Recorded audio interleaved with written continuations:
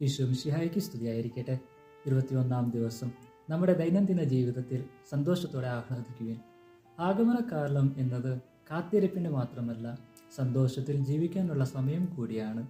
സൗമ്യമായ വാക്കോ പങ്കിടുന്ന സ്നേഹമോ അല്ലെങ്കിൽ നമ്മുടെ ഹൃദയങ്ങളിൽ നിന്നും വരുന്ന നന്മയുടെ ഒരു ശാന്തമായ നിമിഷമോ ആയ ചെറിയ കാര്യങ്ങളിൽ ക്രിസ്തുവിൻ്റെ സാന്നിധ്യത്തെ തിരിച്ചറിയുന്നതാണ് സന്തോഷം.